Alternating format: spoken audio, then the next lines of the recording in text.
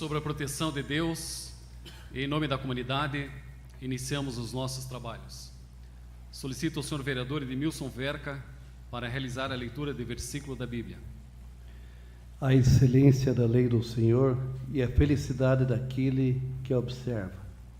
Bem-aventurados os que trilham caminhos retos e andam na lei do Senhor. Bem-aventurados os que guardam os seus testemunhos e o buscam de todo o coração. Amém. Amém. Amém.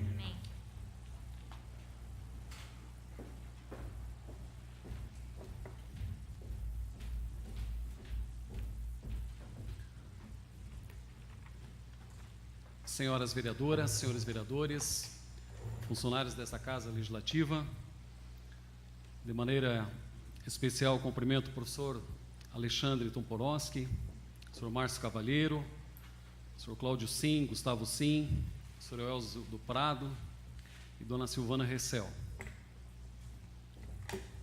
Solicito, por favor, aos senhores edis e todos os presentes para ficarmos em pé para cantarmos o hino de Canoinhas.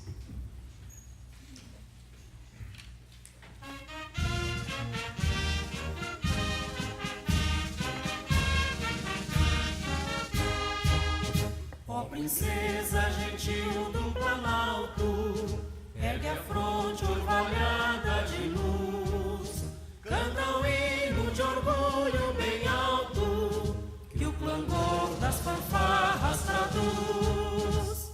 Santa Cruz de Canoinhas, tua glória na colina sagrada raiou, e em lampejos esplende da história até nós flamejante chegou, capital da erva mate do pinho, das embuias galhardas do sul, onde o sol e a amplidão tem seu ninho, e o esplendor dos trigais beijo azul.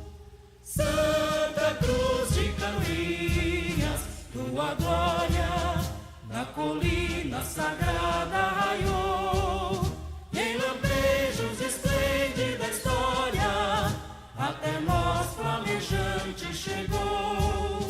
Terra augusta de Paula Pereira, do major que assentou teu porvir, no imigrante que em pé na clareira nova raça de heróis viu surgir. Santa Cruz de Canoinhas, tua glória na colina sagrada raiou, e em lampejos esplende da história até nós flamejante chegou.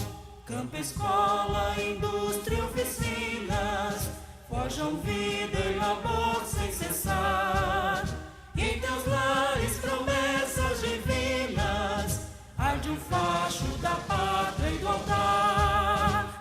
Santa Cruz de Canoinhas, tua glória na colina sagrada raiou, e em lampejos esplende da história até nós flamejante chegou. Que ressurtam dos teus campanários cantos lendos de um povo feliz, serão sempre teus lares sacrários desta gente que te ama e bendiz. Santa Cruz de Canoinhas, tua glória na colina sagrada raiou, e em lampejos esplende da história até nós flamejante chegou.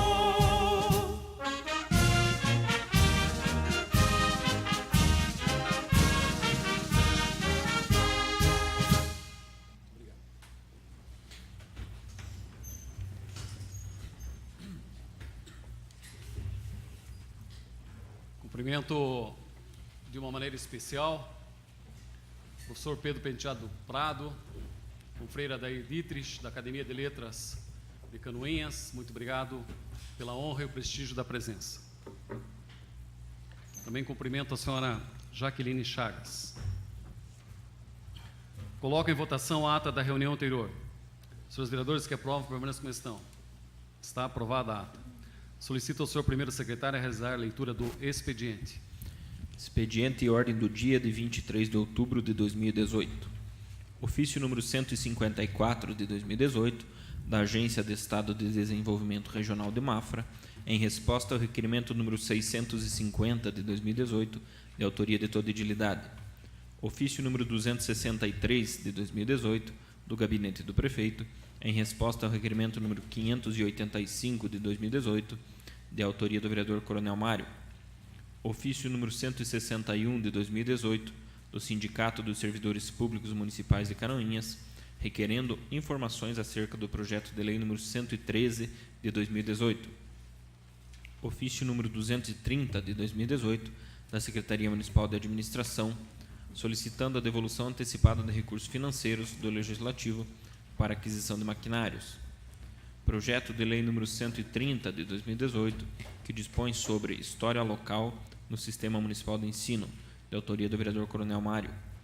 Ofício número 269 de 2018 do Executivo, encaminhando mensagem.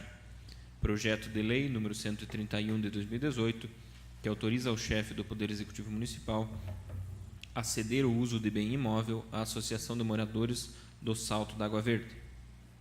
Ordem do dia. Primeira votação, projeto de lei número 127 de 2018, que dispõe sobre a inclusão de empreendedorismo como tema extracurricular e transversal na rede municipal de ensino de Canoinhas. Projeto de lei número 128 de 2018, que autoriza o Poder Executivo Municipal a realizar a cessão de uso de veículo ao Corpo de Bombeiros Militar do Estado de Santa Catarina e da outras providências. Tribuna Livre, Alexandre Tomporoski, semana do contestado. Indicações. Indicação número 317 de 2018, de autoria da vereadora Norma Pereira, que solicita ao excelentíssimo senhor prefeito municipal Gilberto Passos e ao senhor Gilmar Martins, secretário de obras, para que seja realizada a limpeza nas bocas de lobo da Rua Coronel Albuquerque e ruas transversais. Indicação número 318 de 2018, de autoria do edil Coronel Mário, que solicita ao excelentíssimo senhor prefeito municipal Gilberto Passos e ao senhor Gilmar Martins, secretário de obras, para que seja realizado o recolhimento de pedras que se encontram no leito da Rua Felipe Schmidt, esquina com a Rua Pastor Jorge Weger, próximo ao Jardim do Mickey. Era o que continha, senhor presidente. Muito obrigado. Passamos ao pequeno expediente. Solicito, senhor primeiro secretário, informar se existem vereadores interessados para falar sobre matérias lidas no expediente. Ninguém inscrito, senhor presidente. Muito obrigado. Passamos ao grande expediente. Solicito, senhor primeiro secretário, informar se existem vereadores inscritos para fazer uso da tribuna. Vereador Coronel Mário. Convido a vereadora Norma Pereira, vice-presidente dessa casa, para assumir a mesa dos trabalhos, por favor.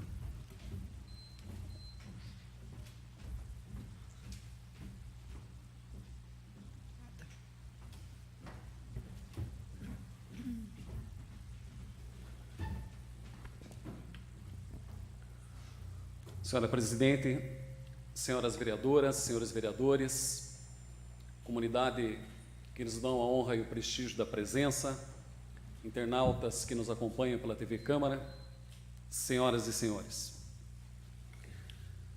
Foi editada no ano de 2017 a Lei 6.115, projeto de lei de autoria do vereador Vilmar Sudowski, que instituiu a Semana do Contestado.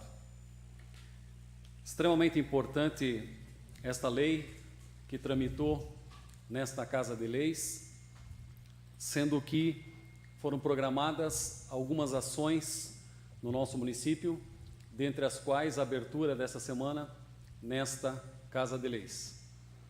Então, estou me dirigindo a esta tribuna, senhoras vereadoras, senhores vereadores, porque estivemos reunidos com integrantes da Academia de Letras, através da sua presidente, a professora Sueli, também a Silvana, que esteve aqui juntamente com os demais integrantes da Fundação de Cultura, os funcionários desta Casa Legislativa, para nós deliberarmos, na semana passada, sobre algumas ações com relação à Semana do Contestado.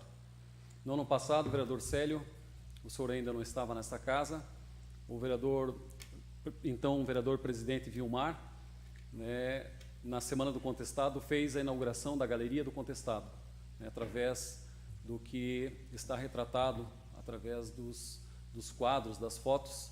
Foi nomeada uma comissão e esta comissão deliberou a respeito da colocação desses quadros e também daquela grande obra de arte lá atrás, que retrata as questões que envolvem o contestado.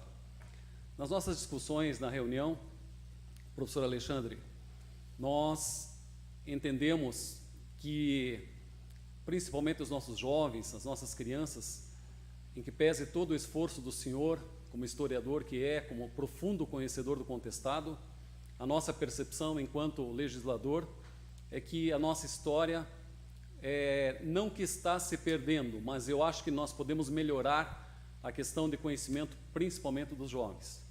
E aí, por proposição da senhora Silvana, juntamente com a nossa presidente da academia, foi sugerido, né, a possibilidade da edição de um projeto de lei para inserção nas grades curriculares das nossas escolas municipais de matéria específica sobre a história de Canoinhas e também especificamente sobre a história do contestado. Então, eu passei final de semana estudando a respeito. Agradeço ao Daniel, funcionário dessa Casa Legislativa, que levantou toda a parte legal, toda a parte de construção do projeto. Silvana, e eu vim a essa tribuna para comunicar aos senhores edis e também para justificar que estou apresentando esse projeto de lei, que vai, após tramitar nesta casa, vai até o prefeito, espero que haja sanção. Até em função da exiguidade do tempo, eu não conversei com o prefeito com relação ao próprio projeto, até mesmo porque ele foi apresentado ontem, foi lido hoje, e hoje que está sendo trazido ao conhecimento da comunidade. Então, na justificativa, senhores vereadores, o estudo do contexto histórico regional tem sido tema cada vez mais recorrente na elaboração das grades curriculares de ensino em diversos municípios.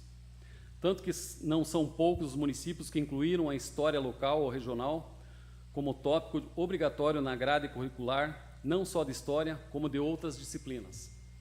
É importante destacar que, quando se fala em contestado, a nível de Estado, próprio a nível de país, principalmente no Estado, fala-se, né, muito na questão da parte territorial de Caçador, né, de Irani.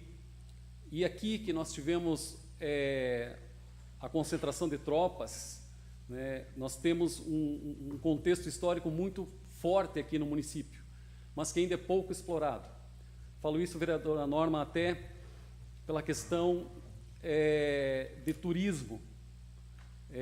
Acredito que com o lançamento desse projeto, nós devemos iniciar uma provocação para que nós possamos, assim como nós discutimos com algumas pessoas da comunidade, começar a discutir a formação de grupos teatrais, a formatação de coral com músicas com o contestado. Nós muito bem representamos, através da comunidade, vereador Chico do Salto da Água Verde, a questão da paixão de Cristo. Eu acho que nós também podemos iniciar esse processo desse grupo teatral, fazer a apresentação como forma também de turismo, não religioso, mas que envolva os aspectos específicos do contestado em Canoinhas e nos municípios adjacentes. A história, professor, é muito rica, o senhor tem muito mais propriedade para falar, tanto que já de antemão agradeço a gentileza do senhor vir até essa tribuna para falar um pouco sobre a história do contestado. O artigo 26 da Lei 9.394, 1996, que dá as diretrizes de base da educação nacional, assim estabelece. Artigo 26.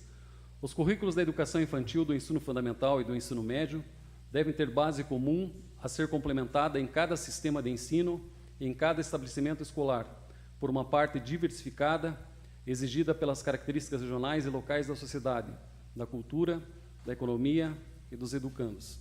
A Universidade do Contestado muito bem já inseriu nas suas grades curriculares a questão da história do contestado. Vamos procurar agora trazer isso para o nosso município, para que haja uma formação cultural das nossas crianças, dos nossos jovens, dos nossos adolescentes, na questão histórica do contestado. Como a Guerra do Contestado foi um evento marcante dentro do contexto sociopolítico regional para Canoinhas, acredito que sua inclusão na grade curricular é quase uma obrigação se buscarmos valorizar a identidade regional do nosso município. Por dever de justiça, como já frisei, essa ideia da presidente da academia e da senhora Silvana que estão presentes. Eu só, através da assessoria desta casa, formatamos um projeto, claro que ele vai tramitar para que nós possamos lançar, mas eu gostaria de passar os créditos tanto à senhora presidente como à senhora Silvana, que no momento discutiu e lançou essa ideia. Ainda há muitos tópicos de desenvolvimento regional e características culturais da região do Planalto Norte catarinense que precisam ser trabalhados em sala de aula. Temas e tópicos que ajudariam os alunos a entender e refletir sobre nossas condições socioeconômicas. Diante de todo o exposto, evidenciada esta importância da presente proposição. Assim, esse signatário conta com o apoio dos senhores edis para aprovação da matéria em pauta. É claro que vai tramitar, vereador Paulo, eu não conversei com o prefeito a respeito, tá? Até em face da exiguidade, mas mesmo que eventualmente a assessoria jurídica possa verificar algum indício de inconstitucionalidade ou vício de origem, eu vou propor ao prefeito que o próprio executivo faça, né, um encaminhamento de um projeto para essa casa. Até porque vejo ele como vital importância, né, para a nossa sociedade e para o futuro das nossas gerações. Eu agradeço a atenção dos senhores edis, eu não vou mais tomar o tempo. Na sequência, para o uso da tribuna, o professor Alexandre, mas, vereadora Norma, nós sempre conversamos na questão de fortalecimento do nosso turismo, e eu acho que nós temos um nicho de mercado muito forte nesse processo, não só a questão histórica, mas principalmente o contexto, tá, turístico da nossa região. Se bem nós, como comunidade, aproveitarmos até na formatação de teatros, no envolvimento dos jovens da nossa comunidade, quero crer que num futuro não muito distante, nós possamos ter um evento de grande destaque, não só no Planalto Norte, como todo o território de Santa Catarina. Seria isso, muito obrigado. Alguém gostaria de se manifestar? Lhe agradecer e parabenizar pela iniciativa.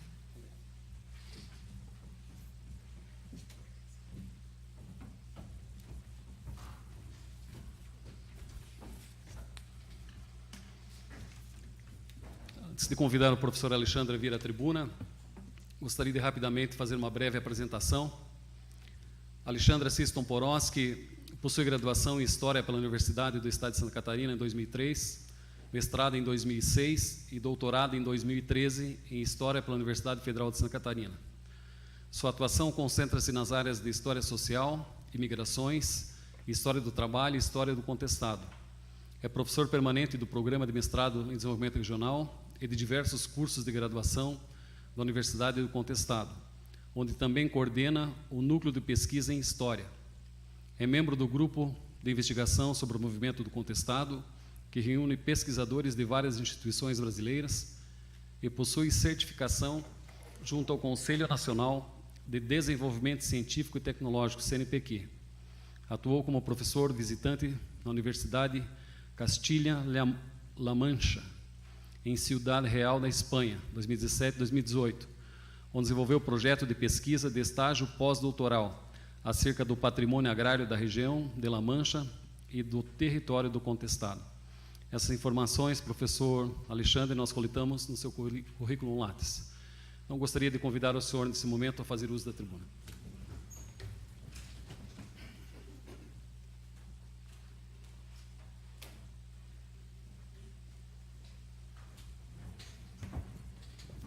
Bom, boa noite a todos e todas. Em primeiro lugar, cumprimento o Coronel Mário, em seu nome todos os vereadores e vereadoras presentes, todo o público. Agradeço imensamente o convite para estar aqui e falar um pouco sobre o contestado. Gostaria de parabenizá-los, inclusive, pela aprovação da lei que estabeleceu a Semana do Contestado, por essa iniciativa, né, recentemente apresentada pelo Coronel Mário. De fato, o ensino escolar do contestado é um instrumento fundamental para a construção de um sentimento positivo entre os nossos jovens em relação à nossa região. Ao final da minha fala, eu toco nessa questão e já me coloco à disposição para o que for necessário, né? Convido já de antemão, amanhã pela manhã, a Secretaria Municipal de Educação me fez um convite para fazer uma palestra que será mais extensa do que essa fala no Colégio Haroldo Carvalho, pela manhã, entre 8h30 e 11h30. Será uma palestra mais extensa, abordarei, né, minuciosamente as principais questões relacionadas ao contestado. Bom, o que eu preparei foi uma fala que tenta fazer um pequeno resumo do que foi o movimento do contestado e, ao final, eu tento indicar as potencialidades do movimento, da história do contestado, enquanto, inclusive, um instrumento de desenvolvimento para a nossa região. Tá? Bom, o título da palestra, o contestado, novos olhares e velhos problemas. De fato, nas últimas décadas, na verdade, surgiram novas pesquisas e novos, portanto, olhares sobre o contestado. Durante muito tempo, acreditou-se ou disseminou-se a ideia de que as pessoas que lutaram no contestado seriam jagunços ou fanáticos. É muito comum localizarmos essas referências à Guerra dos Jagunços ou à Guerra dos Fanáticos. O que as novas pesquisas mostraram é que eles não eram nem jagunços nem fanáticos.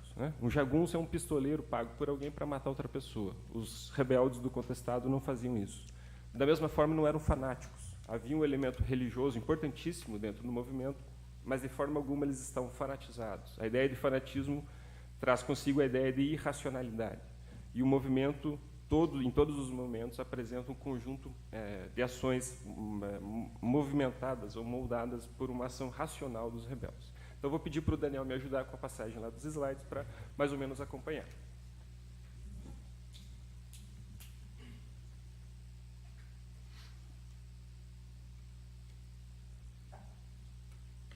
Bom, para nós entendermos o que foi a Guerra do Contestado, afinal de contas, é necessário entender como era a vida nessa região antes da guerra.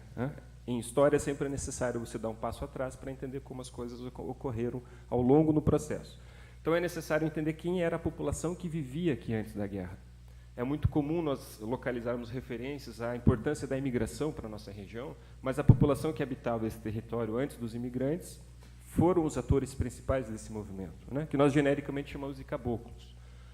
Os caboclos, durante muito tempo, foram definidos por um elemento racial. Eles seriam pessoas como resultado de uma relação, de uma mistura étnica, de uma miscigenação entre negros, indígenas e uma pitadinha de imigrantes. O que se interpreta hoje é que não há mais uma análise racial em relação ao caboclo. O caboclo é lido a partir das suas práticas socioculturais. O que significa isso? Você vai encontrar um polonês no Alto da Serra que tem práticas sociais e culturais de um caboclo.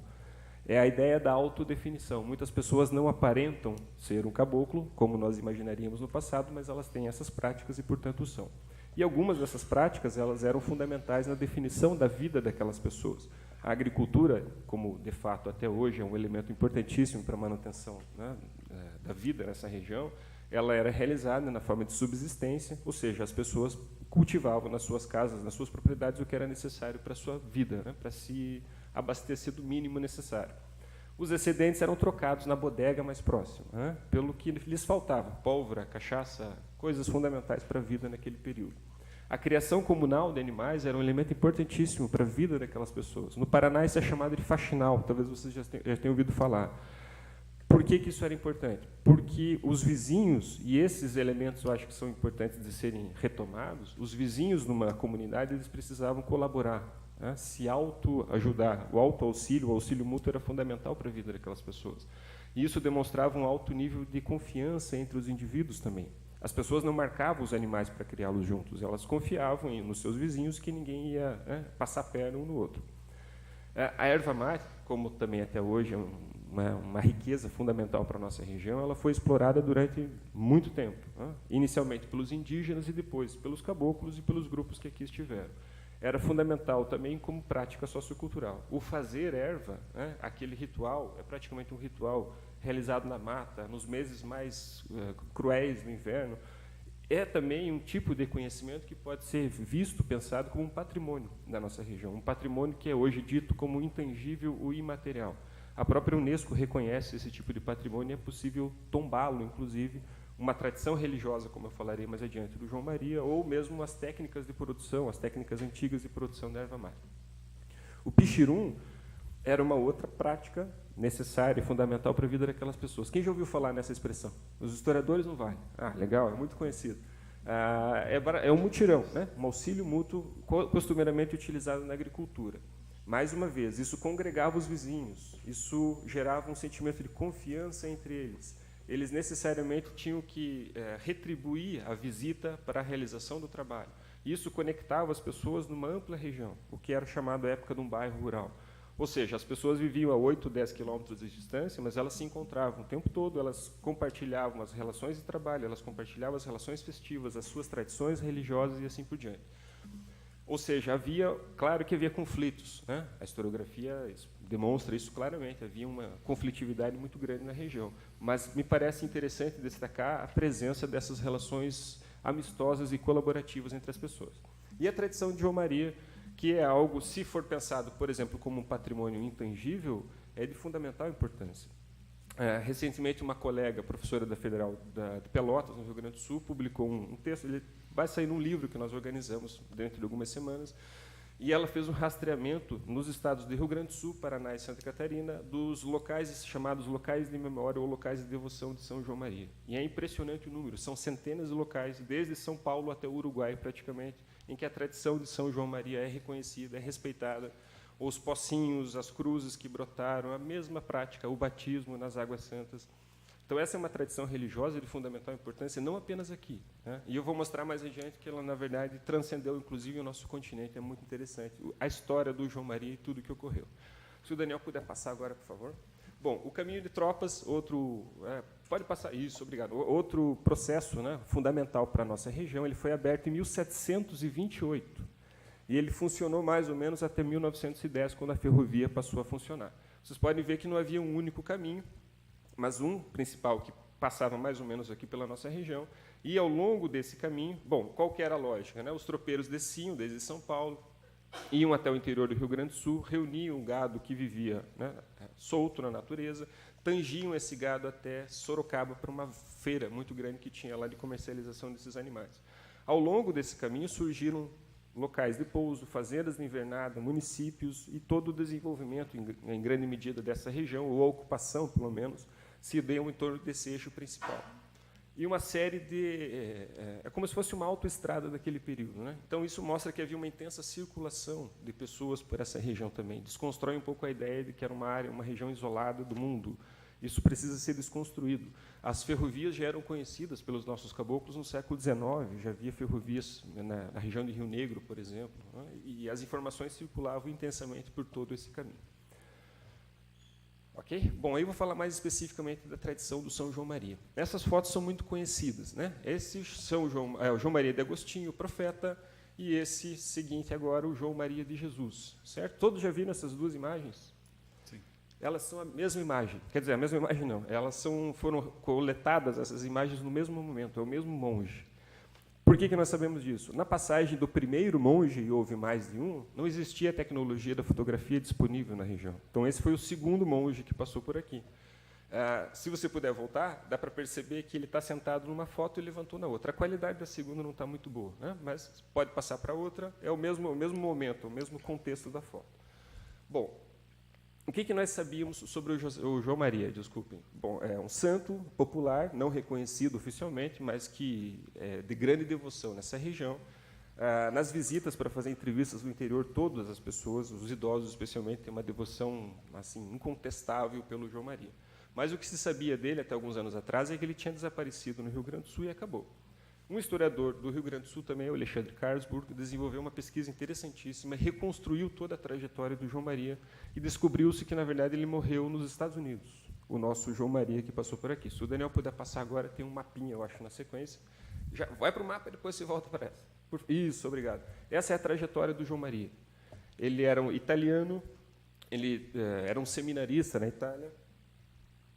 Ele, por diversas razões, ele inicia um processo de peregrinação e da Espanha ele vem para a América Latina. Ele chega à Venezuela,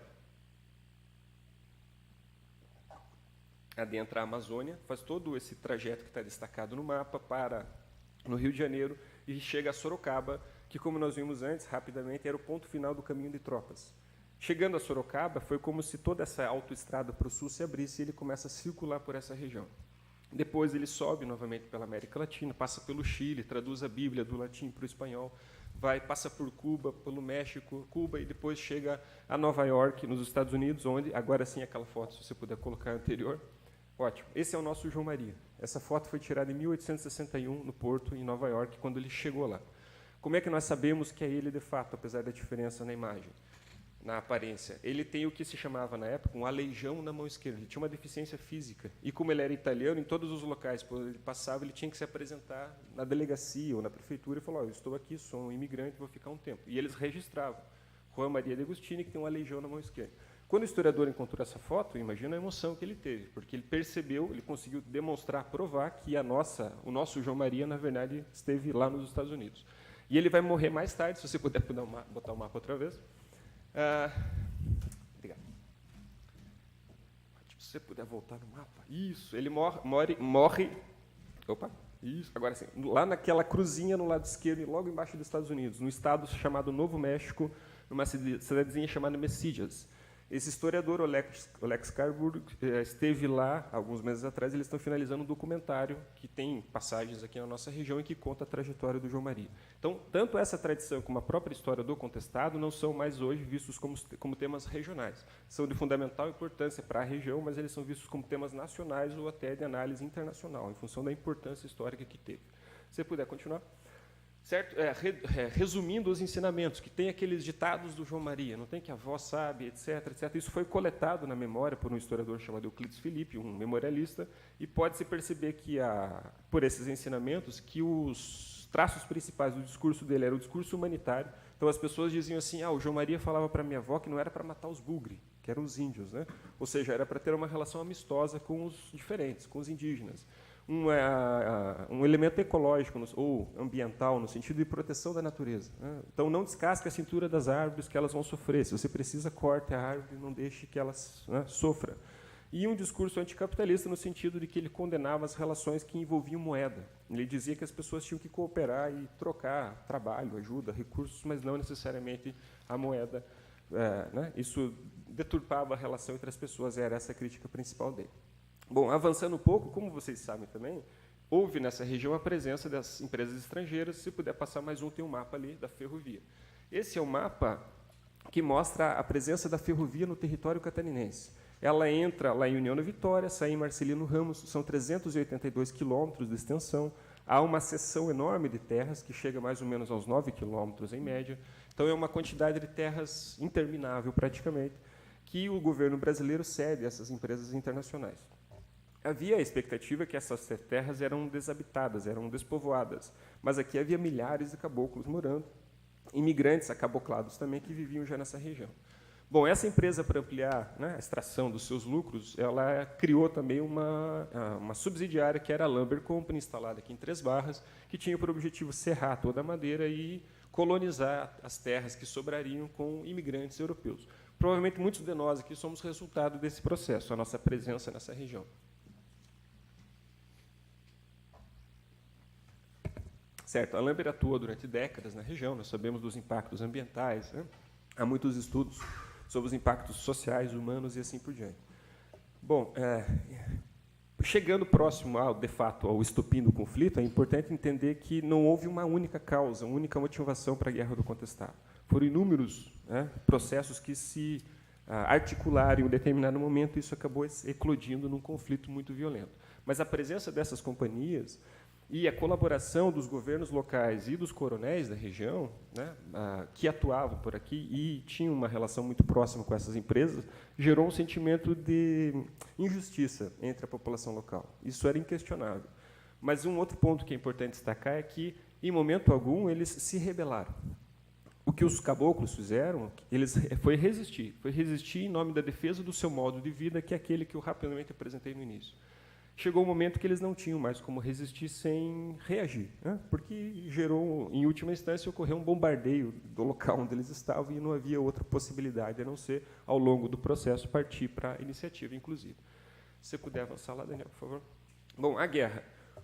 Nós temos esse contexto, então, de fundo, né, com esses elementos todos, e aparece na região o chamado monge, né, o monge José Maria.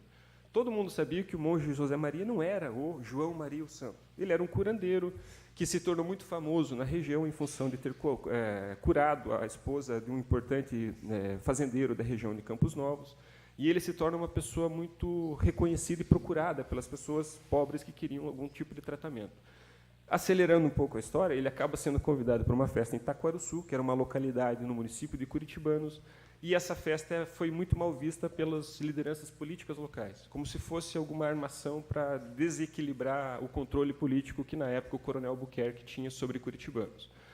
Há um contato do coronel Albuquerque com o coronel Vidal Ramos, na ocasião, governador de Santa Catarina, ele está com uma tropa para ir ao encalço do José Maria, que acaba saindo da região onde ele estava, em Curitibanos, e atravessando lá para a região do Irani, que é muito referenciada na história do contestado. Aqui tem um ponto que é o seguinte: durante muito tempo se acreditou e disseminou a ideia de que a Guerra do Contestado foi uma luta entre Paraná e Santa Catarina. Não foi, né? Houve uma disputa, inclusive judicial, no Supremo Tribunal Federal, mas eles jamais entraram em vias de fato oficialmente em torno dessa terra. O que acontece é que havia uma tensão muito grande na região exatamente nesse momento. Santa Catarina e Paraná estavam numa tensão elevada, e esse monge ele atravessa, o José Maria, esse curandeiro, ele atravessa da região de Curitibanos para o Irani. Ou seja, ele atravessou a região que estava sob contestação, era um campo minado. Rapidamente, no Paraná, isso é lido como uma invasão.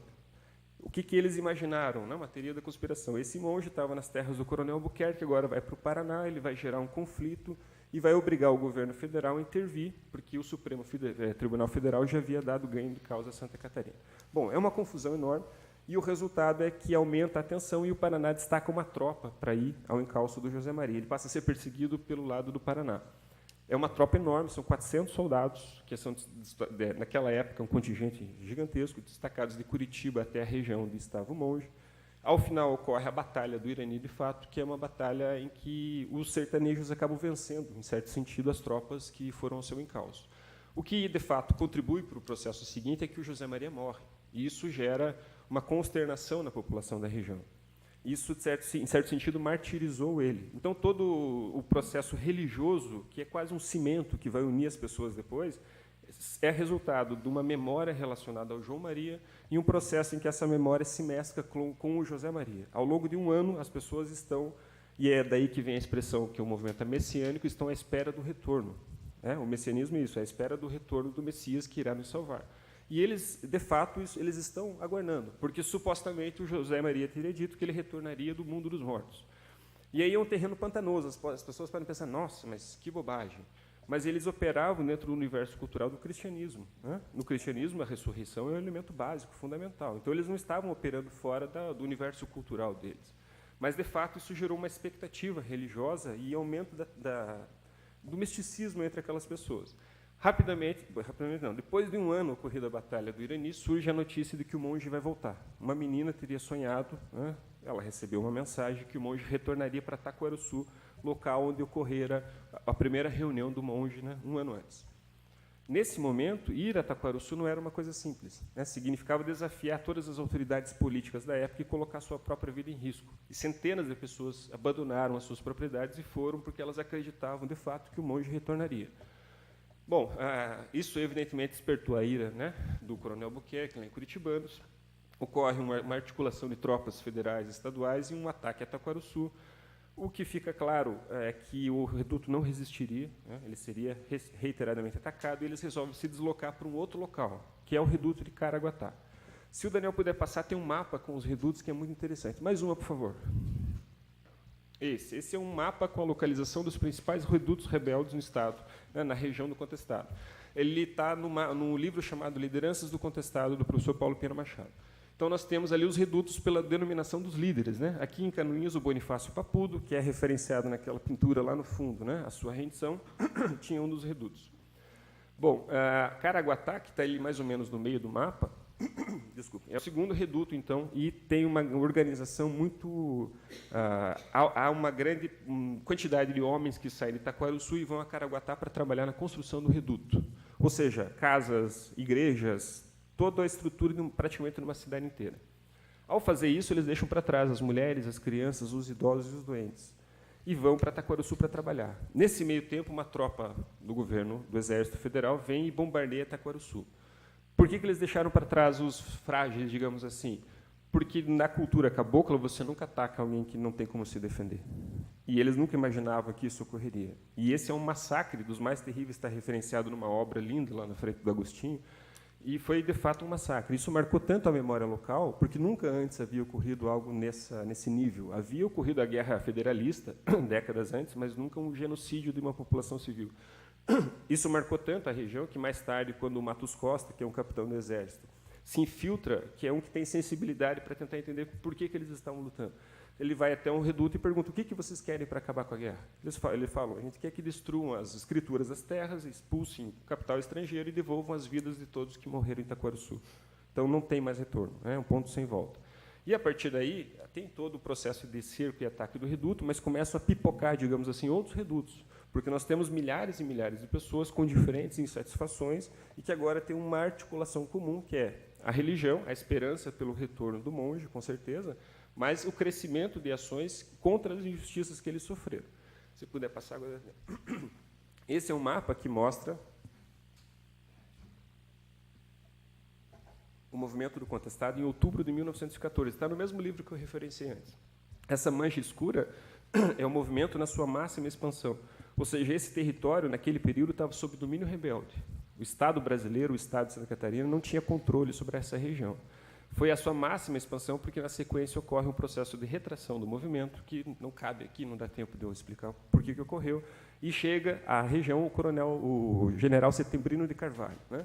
As tropas do general aparecem na segunda foto lá da galeria, né, passando em revista aqui no centro de Canoinhas. A estratégia dele foi abrir 4 colunas e reduzindo os espaços para impedir que entrassem remédios, né, ou que também eram raros, mas alimentos, munição.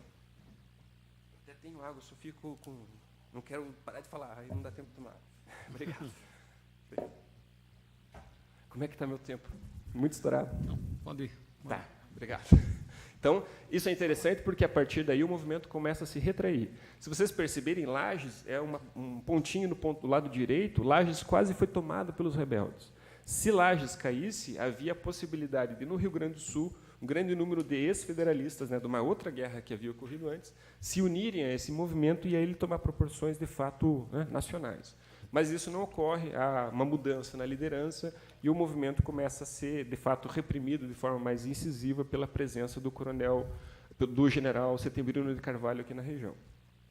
Isso. E aí, avançando, né, nós tivemos todos aqueles redutos, combates, etc., mas avançando um pouco em função do tempo, esse cerco do general Setembrino de Carvalho resulta na destruição dos redutos. E aí, a partir do momento que o Exército Oficial Brasileiro, cujo metade do efetivo estava aqui na região para dar conta desse problema, começa a se retirar, começa uma fase chamada de fase do açougue. Porque aí sim os chamados jagunços, que eram os homens pagos pelos grandes fazendeiros da região para reprimir ou para expulsar os caboclos das suas terras, eles assumem a função principal de repressão. São cerca de 1.000 homens vaqueanos, chamados vaqueanos, que foram contratados pelo governo brasileiro, pagos pelo governo brasileiro para guiar o exército e, principalmente, para reprimir depois. E eles não tinham compromisso com a farda, né? Eles eram, de fato, jagunços. Então, há notícias, né, referências assim, de situações terríveis registradas a partir da ação desses vaqueanos. É quase um genocídio de fato, é uma caça aos remanescentes dos redutos. Isso você percebe nas entrevistas. É muito comum que as pessoas, nas entrevistas, fazendo entrevistas lá nas regiões bem interioranas, as pessoas são sempre muito receptivas e falam de todos os temas, do João Maria, dos indígenas, do que a avó fazia. Quando você pergunta na guerra, ele fala: não minha família não estava aqui. Mas a família chegou antes e ele está até hoje. E o reduto é do outro lado da estrada, o antigo reduto. Né? Mas ele não quer falar, porque o medo, que foi uma das consequências desse período no pós-guerra, ele está presente até hoje. E aí é possível pensar em algumas das consequências que impactam para a nossa região até hoje. Né? Vocês imaginem uma população toda com medo de ser exterminada. Que passar por uma guerra nesse nível de violência é um processo extremamente traumático, não individualmente, é um trauma social para uma região toda. E aí a gente começa a perceber quando, por exemplo, vêm pessoas de outras regiões, é muito comum colegas da universidade, eles falam: mas o que tem aqui na região? O que tem? Tudo certo, mas parece que falta um sentimento de orgulho da região, um reconhecimento da sua história, um reconhecimento do seu patrimônio. Alguns elementos que são muito comuns em outras regiões, mas que para nós parece que faltam. Mas é preciso levar em consideração isso. As pessoas foram executadas a sangue frio por defenderem uma ideia ou por defenderem um modo de vida. Né? Bom, avançando mais um pouquinho, afinal as consequências, né, disso que eu falava, o trauma, o medo e a vergonha. Isso também marca, então, como eu dizia, cria uma atmosfera sobre toda uma região. Marca a maneira como as pessoas se comportam, inclusive.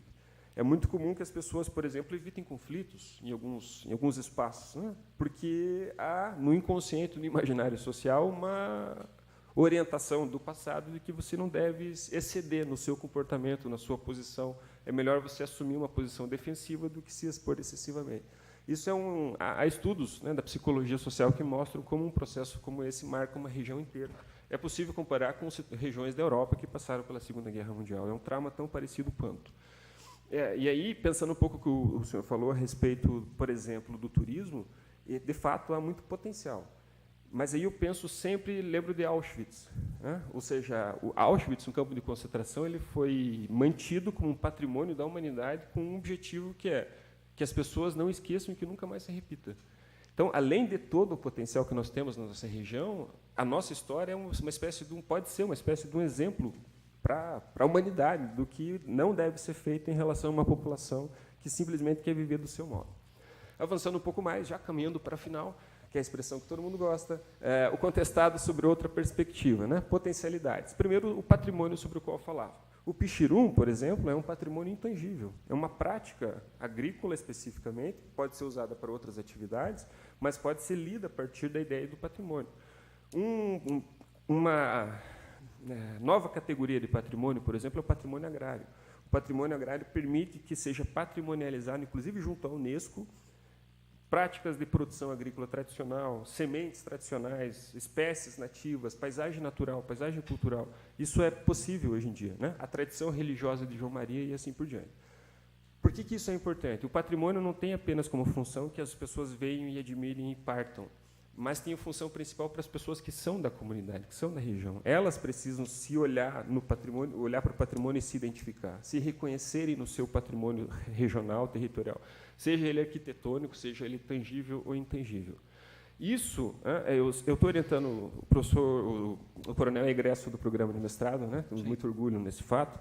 Atualmente eu oriento uma dissertação de uma professora do IFSC na área de arquitetura, em que ela faz um levantamento do patrimônio arquitetônico de alguns possíveis imóveis, especialmente, que podem ser, inclusive, patrimonializados. Mas o objetivo principal é que esses 10 imóveis, uma segunda parte da pesquisa dela, é transformar numa pequena rota, quase experimental, para as crianças das escolas públicas, especialmente. Ou seja, terá um guia, ele vai orientar as crianças sobre cada um dos bens patrimoniais, né, imóveis que tem ali, pela praça, alguns imóveis naquela região, talvez o marco zero do município, com o objetivo principal de construir um sentimento de identificação e pertencimento. O patrimônio é para eles, para que eles se identifiquem. E aí a fundamental ação sua no sentido de incluir a discussão da história regional no ensino fundamental. Por quê? Porque essa criança, quando tiver 17 anos, ela vai reconhecer a sua região, o seu território, o seu patrimônio como o dela, de fato. Eu sempre conto uma história que eu fui aos 17 anos estudar a história na UDESC e eu nunca ouvi falar de Canoinhas fora de Canoinhas. Nunca. E aí, um belo dia, chegou um professor para dar uma palestra sobre o contestado. No final da graduação, já ele falava de Canoinhas. Eu pensei, mas o que Canoinhas tem de importante que esse cara está falando? E aí isso me choca, porque eu passei todo o meu ensino sem eu estudar a história de Canoinhas em Canoinhas, né? Por isso a importância desse projeto, para que as pessoas saibam da importância do que existiu aqui e do que existe aqui. Porque isso, como está posto ali, pode gerar um sentimento de pertencimento. Ou seja, que as pessoas olhem para a região e falem, eu sou lá da região, falo leite quente, era do Ordinete, não tem problema nenhum, está tudo ótimo. E lá teve a história do contestado, e lá tem a mate da araucária, e lá faz erva mate, mas com atributos positivos, não negativos. Isso pode parecer bobagem, mas tem um efeito gigantesco sobre uma região. As pessoas passam a se orgulhar de viverem ali. E aí tem todas as consequências que a gente sabe quais são. E aí, como eu coloquei lá, o ensino escolar do contestado. A entrada para essa discussão é pela escola, né? E aí também a minha tentativa de ajudar nesse processo, por exemplo, com essa palestra que eu vou fazer amanhã para professores de história e das séries iniciais, que eu acho que são curricularmente os que estão mais próximos dessa discussão. Certo? E aí a definição de patrimônio cultural da professora, para encerrar, né? Porque o patrimônio cultural é uma categoria na qual pode se inserir essa discussão do contestado. São bens e valores, tangíveis e intangíveis, ou seja, materiais e imateriais, expressos em palavras, em imagens, em objetos, monumentos, sítios, ritos, celebrações, hábitos e atitudes cuja manifestação é percebida como uma marca, né, que identifica, ou seja, gera uma identidade regional. As pessoas se identificam como sendo daqui, que adquire um sentido comum, né, que fortalece a comunidade, que fortalece o sentimento de pertencer a uma comunidade e desencadeia os processos que, por exemplo, vão alavancar o desenvolvimento regional, que não é só econômico, às vezes ele é muito mais subjetivo do que objetivo. Eu peço desculpas se eu excedi o tempo, que eu me empolgo. Agradeço a atenção e fico à disposição, se vocês quiserem, né, continuar o debate. Gostaria de passar a palavra aos senhores vereadores, por favor. Vereadora Camila Lima, por favor, já passo para o senhor. Boa noite, senhores e senhoras vereadoras, comunidade que nos prestigia, funcionários dessa casa, internautas. Em primeiro momento, gostaria de parabenizar o projeto de lei 130, que dispõe sobre a história do local no Sistema Municipal do Ensino, do vereador Coronel Mário. Parabéns pela iniciativa. E agradecer e dizer que tive a honra de ter sido aluna do professor Alexandre no curso de Direito. Também pude aprender, não com tanta profundidade, porque o tempo não nos permitia. E é certo que nas escolas é dado mais importância à história, não a história só local, mas a história... a gente esquece da história geral, e não esquecemos da escola geral e deixamos a local de lado. E a gente precisa se preocupar ou se atentar para a nossa própria história, porque o que acontece? Quem não conhece a própria história está condenado a repeti-la. Eu não sei quem é o autor dessa frase, mas isso vem muito comigo. Quem não conhece a própria história pode repeti-la. Então, queria também parabenizar pelo teu extenso currículo. Parabéns, um grande mestre. E sobre o passado e sobre o presente, o que a gente discutia até mesmo ontem, eu e a vereadora Norma, que até hoje nós sofremos com as marcas que a guerra deixou.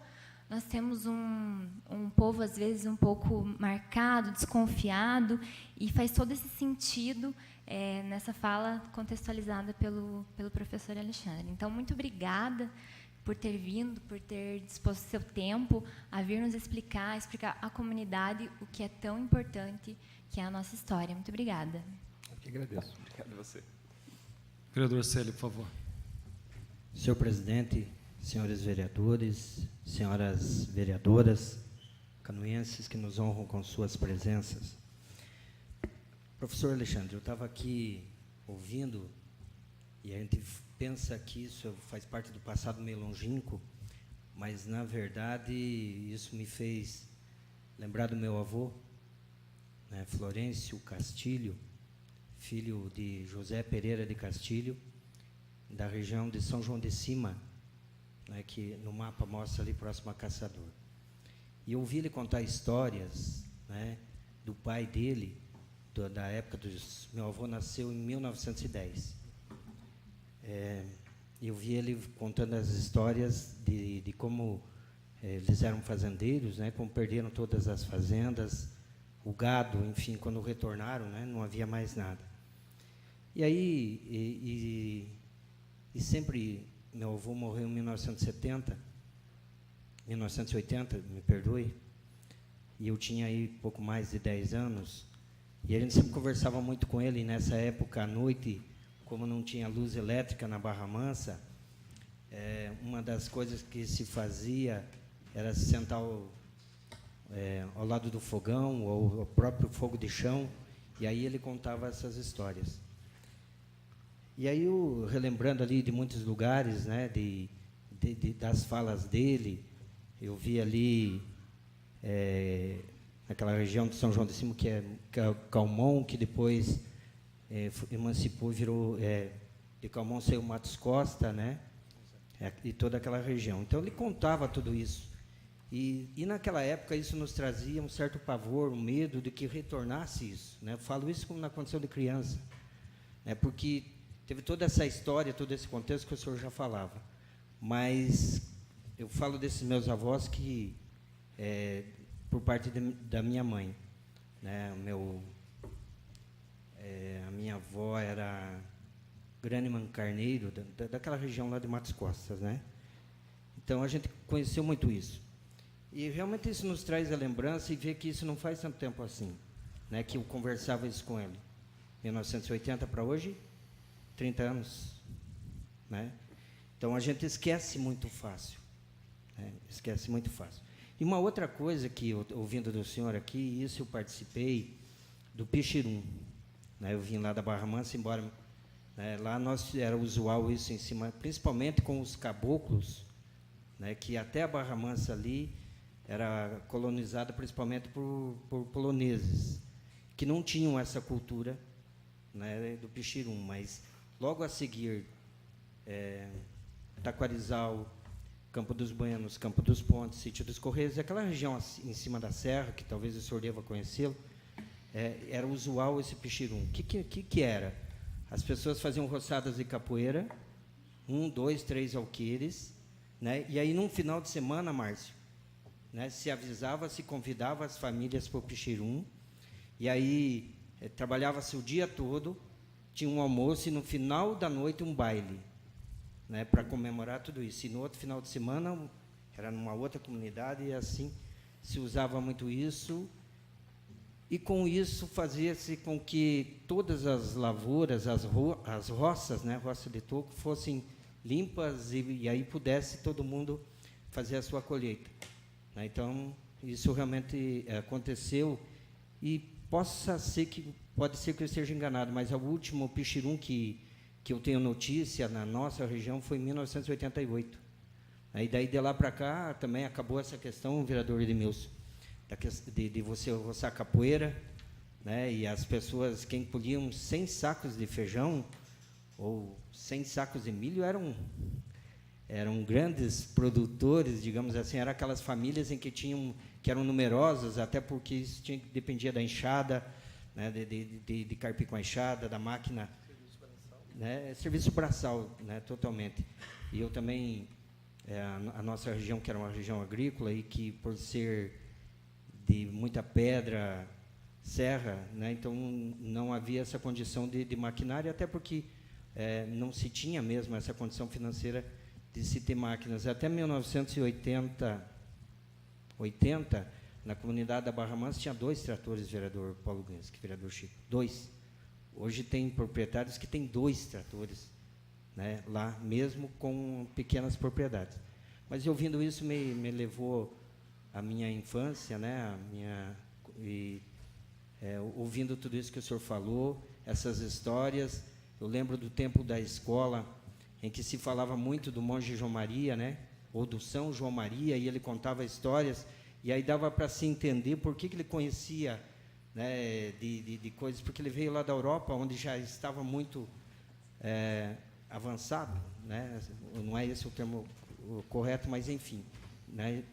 E isso realmente é interessante, né, ouvir tudo isso e ser preservada essa questão da história. Então, parabéns ao senhor e parabéns ao presidente, ao nosso presidente e essa casa também por estar tratando desse assunto. Professor Alexandre, antes de passar ao senhor as suas considerações finais, tem uma frase que eu desconheço o autor que diz que as mentes se comunicam. Eu, por ser oficial da Polícia Militar, trabalhei em algumas cidades do Estado, e quando o senhor falou em sentimento de pertencimento, e aproveito para cumprimentar Cláudio, Matias, meu companheiro de escola. Cláudio, quando nós íamos para Florianópolis, enfim, os próprios canoenses, quando falavam em Contestado, Terra de Jagunço, a gente sentia claramente que muitos desses meus amigos não existia esse sentimento de pertencimento. Canoinhas eram algo estranho no mapa. E, ao senhor falar o desconhecimento da história, eu nasci praticamente dentro do cemitério do Contestado também, que era atrás da capelinha, eu nasci atrás. E nós, enquanto crianças, professor, a gente juntava fêmur, crânios, um do lado do outro, mas não fazia nem noção do que aquilo era e do que representava. Chegava a fazer umas fogueirinhas daquilo, brincava com aquilo. Porque em nenhum momento o vovô comentava alguma coisa dos jagunços, comentava assim, mas não, talvez tão aprofundado como o próprio vereador Célio falou, a gente não tinha essa noção. Quando eu falo que as mentes se comunicam, como eu nasci ali atrás da capelinha, enfim, quando eu vi a capelinha assim totalmente abandonada, o trato, né, da nossa identidade cultural, a Santa Cruz, por exemplo, que tão bem referencia a questão histórica local, através de um pequeno pichirum de um grupo que se montou a SOS Capelinha, nós iniciamos um trabalho para limpar aquilo lá. Primeiro, vamos limpar. Depois, Serginho, nós conversamos com o secretário regional, o Salvati, qual rendo minha homenagem e agradecimento, que também contribuiu, e um pouco foi feito para a manutenção precária de algo que é extremamente rico para nós, enquanto região. Mas eu estou colocando isso para o senhor porque nós, enquanto crianças, não tinha esse aprofundamento do conhecimento da história. Aí aparece a Silvana, daí aparece a presidente da academia, numa reunião aqui. Agradeço até ao senhor gestor de cultura por ter liberado a senhora para vir aqui. E de uma conversa inicial, o senhor está aqui nesse momento com tanta riqueza, com tanta propriedade, que nos deixa cheio de orgulhos, até devido à questão regimental, o tempo não permite prolongar muito, né, está pré-definido isso, mas seria um prazer ter o senhor para dar uma aula a toda a nossa comunidade com relação a isso. Porque nesses 30 e poucos minutos que o senhor fez essa referência, talvez falou muito mais do que tudo que eu ouvi até hoje com relação ao próprio contestado. Então, as mentes se comunicam, as coisas acontecem e elas vão acontecendo. Parabéns por o senhor ter acolhido em cima da hora esse convite. Agradeço lá a coordenação do mestrado, o professor Brandes da UNC por ter, né, também, de certa forma, liberado o senhor. Mas eu vejo uma semente sendo plantada, que nós possamos aprofundar essa questão do pertencimento, do conhecimento da história, da questão turística, da questão que envolve todo esse cenário contestado, porque grande parte da comunidade aqui presente não conhece a história. Eu estou escrevendo um artigo, por fim, só para complementar, com relação à retirada da cruz da capelinha, e alguns fatos que ocorrem, eu já comentei nessa Casa de Leis, me arrepia até de falar, quando eu estava escrevendo, você vê que uma cruz de um determinado local que tem uma tradição histórica muito forte é retirada, às 2 da manhã, às 4 horas da manhã, dá um tornado e arranca lá ciprestes centenários. Isso tem uma relação mística, religiosa, enfim, muito forte. E isso tem que ser aproveitado. Eu não quero mais me alongar. Agradeço, em nome de todos os senhores vereadores, a sua presença e passo ao senhor, por favor, as suas considerações finais. Eu posso apenas agradecer pela oportunidade. Me coloco à disposição para o que for necessário para contribuir e gostaria de chamar a atenção que nós temos, de fato, um grande potencial.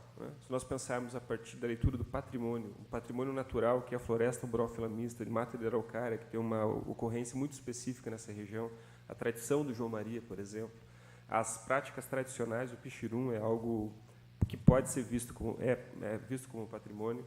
É recorrente a procura, por exemplo, de arqueólogos que querem fazer pesquisas aqui na região. O professor Jason Teixeira Lino, que é da Federal Fronteira Sul Chapecó, já esteve aqui 2 vezes. Eu tento, acompanho ele aos locais de pesquisa. É sempre difícil, porque a função dele é fazer escavações. E muitas vezes são cemitérios que as pessoas guardam como se fossem entes seus queridos. Mas nós localizamos alguns redutos, ele pretende retornar em breve. Isso é de um potencial enorme.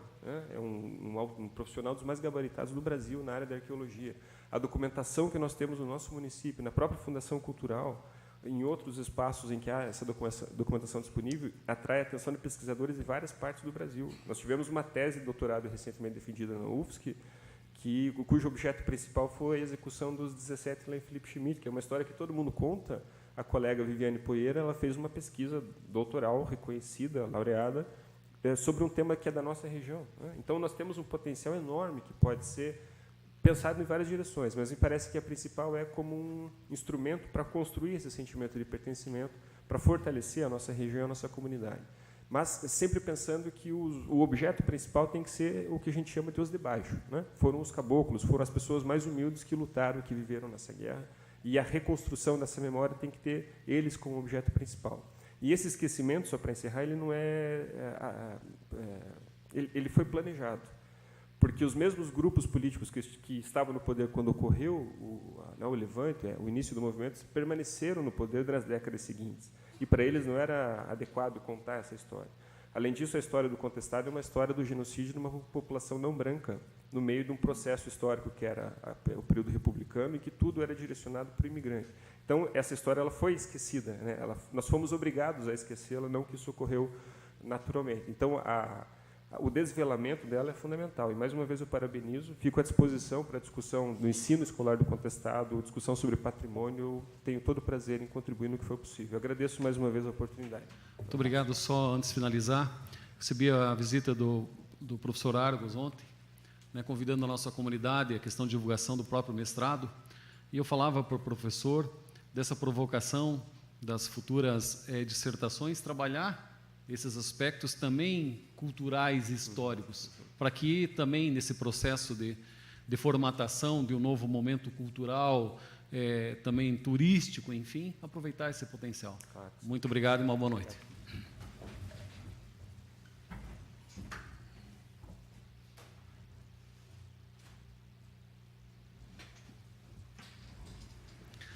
Agradeço a presença da senhora Magda Cristina Palaoro, do senhor Eugênio Sidorak, da Daiane Cilinha Ertzinger, do senhor Eloy Giovanni Muchovski, Amanda Taine Carvati, Alex Rodrigues, Nathalie Matias, meu particular amigo Cláudio Matias. Passamos à ordem do dia. Coloco em primeira discussão e votação o projeto de lei 127/2018, que dispõe sobre a inclusão do empreendedorismo como tema extracurricular e transversal na rede municipal de ensino de Canoinhas. Está em discussão. Não havendo querer discutir, coloco em votação. Os vereadores que aprovam a permanência dos contrários se manifestem. Só gostaria de, mais uma vez, informar que esse projeto de lei é fruto de uma discussão com a Associação Empresarial de Canoinhas, através de uma proposta e sugestão do senhor presidente Reinaldo Lima Júnior. Está aprovado por unanimidade dos presentes o projeto de lei 127/2018 em primeira votação. Coloco em primeira discussão e votação o projeto de lei 128/2018, que autoriza o Poder Executivo Municipal a realizar a cessão de uso de veículo ao Corpo de Bombeiros Militar do Estado de Santa Catarina e da outras providências. Cessão de uso de um veículo Volkswagen Gol 1.0. Está em discussão. Não havendo querer discutir, coloco em votação. Os vereadores que aprovam permaneçam como estão, os contrários se manifestem. Está aprovado por unanimidade dos presentes o projeto de lei 128/2018 em primeira votação. Só esclarecer a nossa comunidade e os senhores presentes que não houver discussões desses projetos, porque todas as discussões já foram exauridas nas comissões. Passamos aos requerimentos. Solicito a senhora segunda secretária a proceder à leitura dos requerimentos.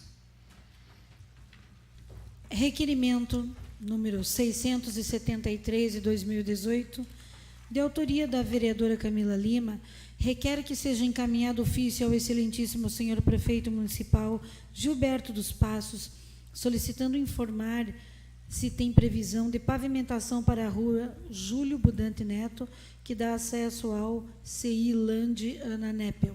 Está em discussão o requerimento 673/2018. Não havendo querer discutir, coloco em votação. Os vereadores que aprovam permaneçam como estão, os contrários se manifestem. Está aprovado o requerimento número 673/2018. Requerimento 674 de 2018, de autoria do edil Célio Galeski, requer que seja encaminhado ofício ao excelentíssimo prefeito municipal Gilberto dos Passos e à senhora Morgana Dirchnabel Lessac, secretária de administração, solicitando informar o que segue.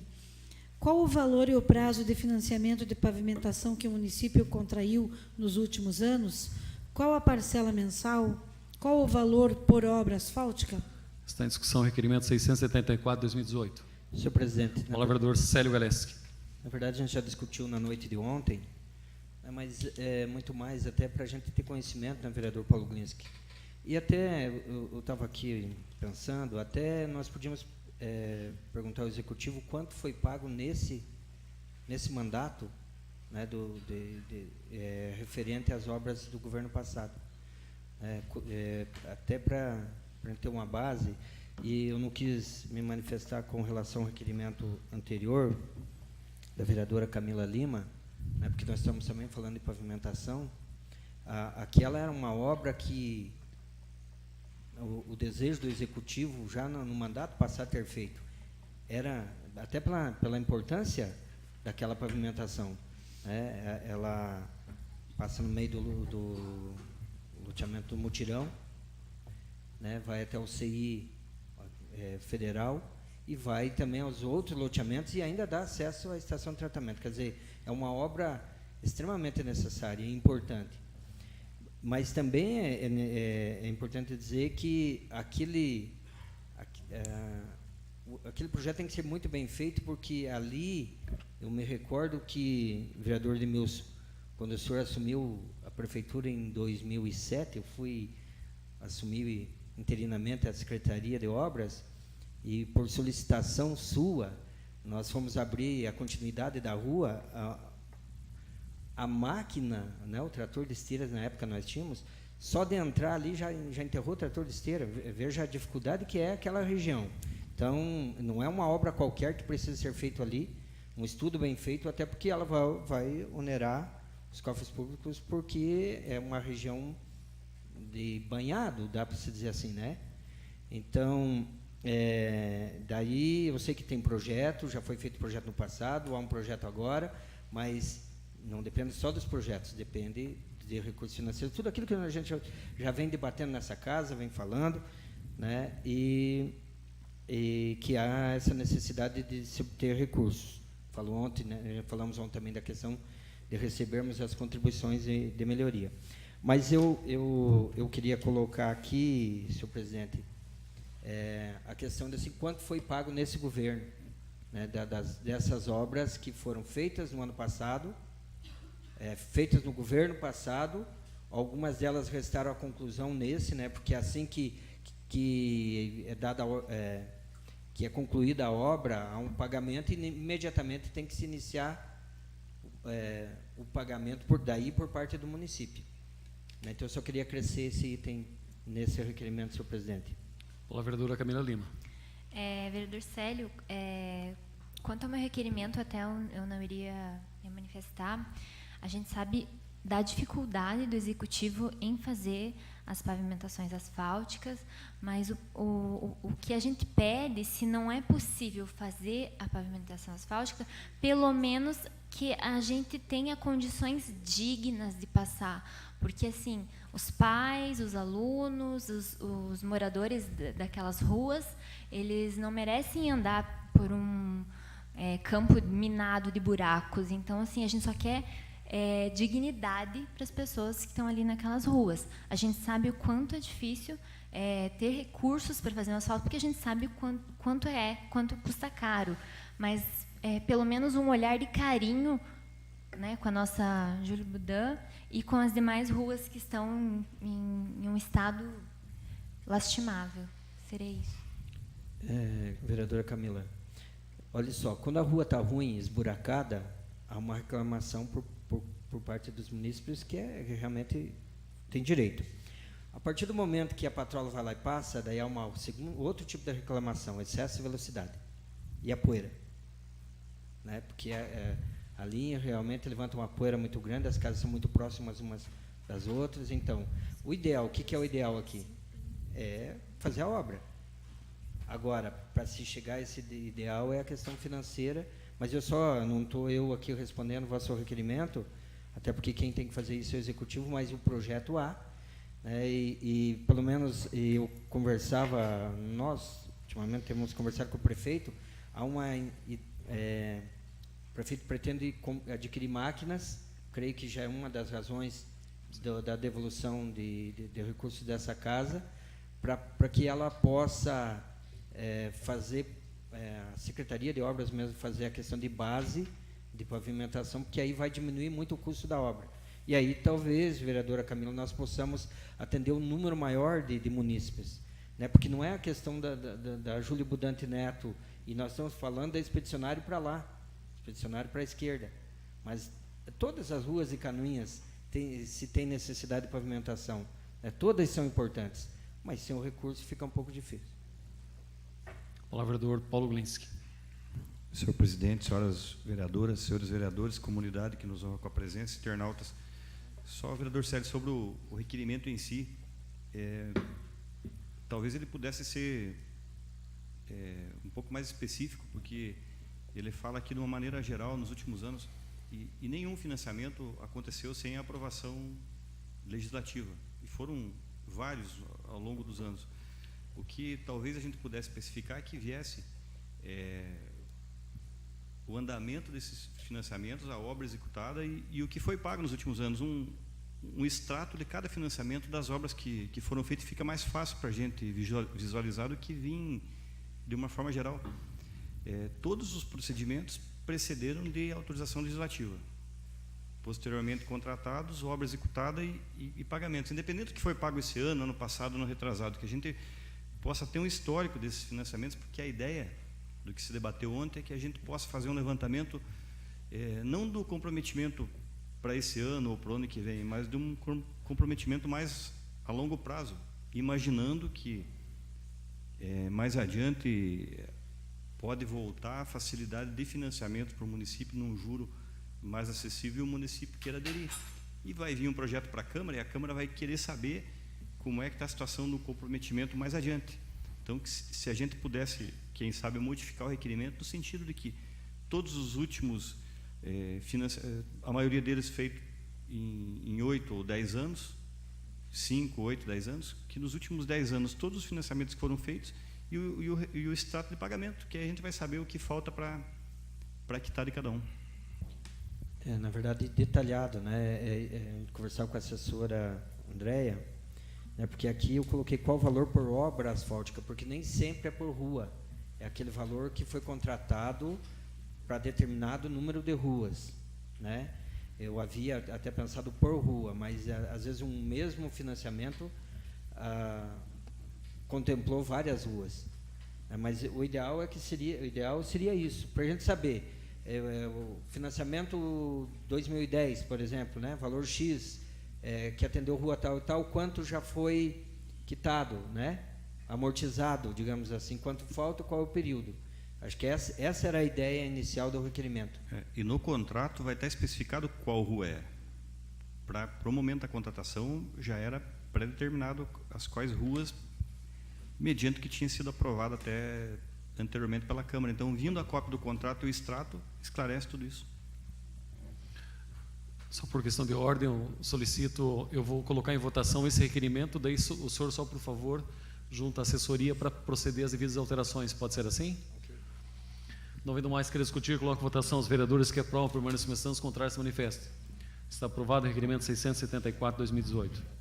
Requerimento 675 de 2018, de autoria do edil Edmilson Verca, requer que seja encaminhado ofício ao excelentíssimo prefeito municipal Gilberto dos Passos e ao senhor Rafael Rotile Roeder, secretário municipal de Planejamento, conforme resposta ao requerimento 610 de 2018, que diz não ser possível o reperfilamento da rua João Sabatic, solicito que a via seja colocada na programação para a pavimentação asfáltica.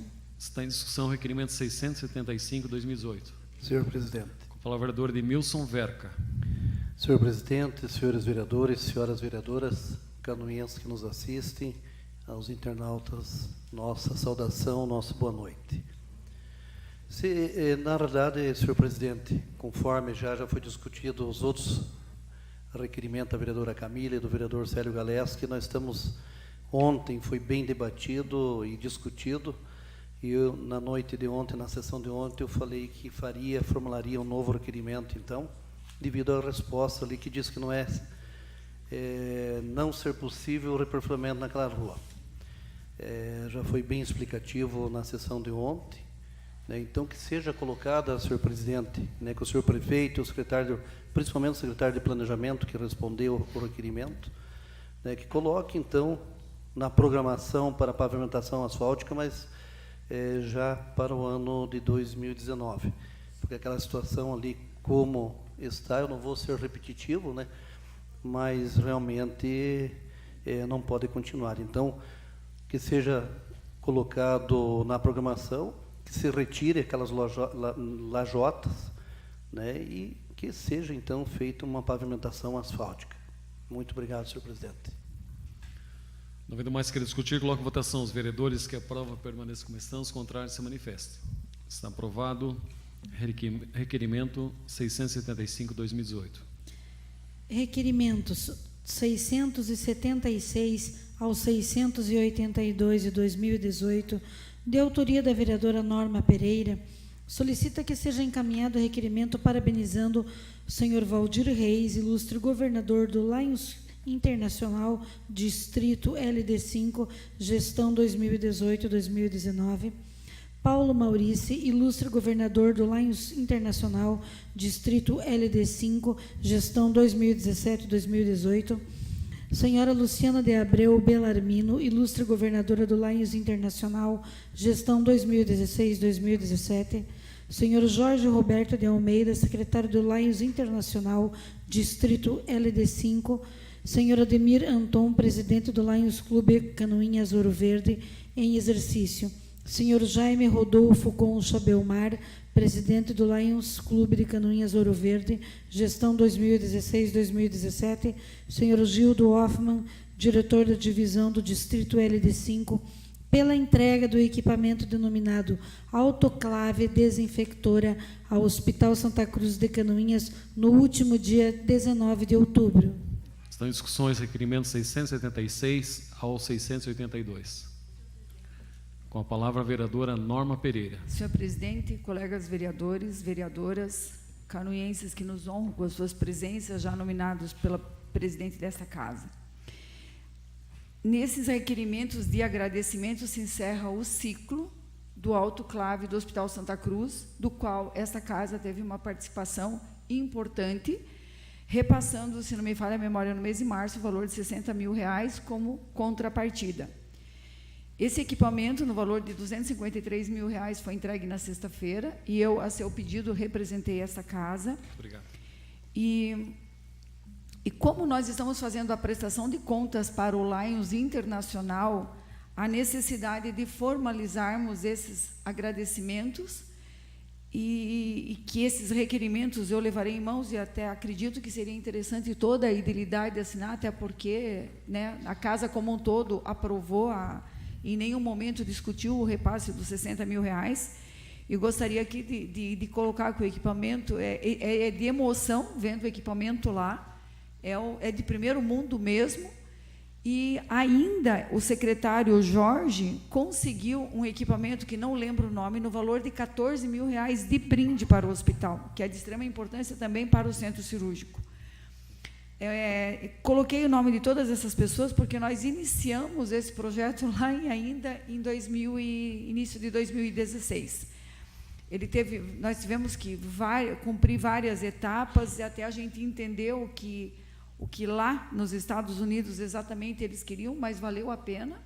E até porque atrás disso vem mais 2 projetos. Ano que vem a maternidade para o Hospital de Três Barras, num valor de 300 e tantos mil, e depois uma cozinha industrial para Papanduva.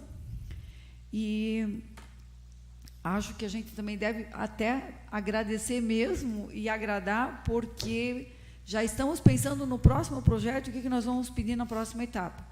E vale a pena mesmo, e nós temos que correr atrás de tudo o que há possibilidade de se conquistar para o nosso município. É um autoclave totalmente automatizado, está aí a nossa doutora Adair, que até pode confirmar que é de primeiro mundo, né, doutora Adair? O equipamento que está lá, que será instalado nos próximos dias. E nós estamos muito orgulhosos, e também por essa casa ter essa participação, e o prefeito, sem dúvida, também prontamente ter encaminhado o projeto de lei para que nós aprovássemos, para que o repasse fosse efetivado. Seria isso, senhor presidente. Continua a discussão. Por solicitação da vereadora Norma, consulto toda a idilidade se há interesse de assinar os requerimentos. Agradeço a senhora por ter representado essa Casa de Leis. Por coincidência de horário, eu tinha agendado já outro compromisso, mas estava muito bem representada. A senhora que teve um papel fundamental, né? A gente sabe de todo o seu empenho junto ao Lions, a sua participação, a forma como a senhora se conduz no próprio Lions, a gente tem certeza absoluta que esse requerimento a todas as pessoas é muito bem dirigido, mas eu tenho certeza também que se a senhora não tivesse lá tão empenhada, talvez não tivesse esse equipamento chegado ao Hospital Santa Cruz, por toda o respeito e admiração que nutrimos pela senhora. Não havendo mais querer discutir, coloco em votação. Os vereadores que aprovam, permaneçam como estão, os contrários se manifestam. Estão aprovados os requerimentos 676 a 682 de 2018. Requerimento 683 de 2018, de autoria do Edil Coronel Mário, requer que seja encaminhado ofício ao excelentíssimo prefeito municipal Gilberto dos Passos e ao senhor Rafael Rotile Roeder, secretário municipal de Planejamento, solicitando que se proceda a estudos para a implantação de bocas de lobo inteligentes, com a capacidade mensurada de acordo com os parâmetros técnicos dos bueiros da cidade, para futura instalação, se possível, a fim de evitar futuramente os alagamentos ocasionados pela obstrução das atuais bocas de lobo. Está em discussão o requerimento 683 de 2018. Senhor presidente. Com a palavra a vereadora Camila Lima.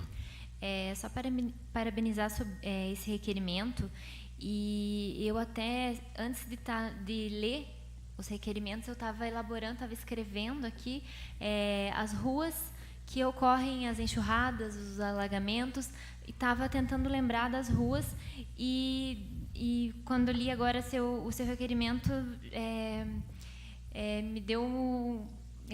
me representou. Então gostaria de parabenizar, e se de repente eu pudesse assinar junto, porque eu estava formulando um requerimento parecido com esse, só com o nome das ruas que tem os maiores problemas, que é a Rua da Rádio Clube, a Adolfo Bading, a Getúlio Vargas. Estava tentando lembrar quais ruas que ocorrem esses alagamentos e enxurradas. Seria isso. Eu gostaria de frisar a senhora, com a palavra a vereadora Norma, por favor. Gostaria de lhe parabenizar também pelo requerimento e lhe dizer que lá na frente de casa a boca de lobo vivia entupida e a gente sempre limpava. E o seu Acácio foi lá e colocou uma grade de churrasco e nós chumbamos a grade lá toda com concreto. O lixo para todo em cima.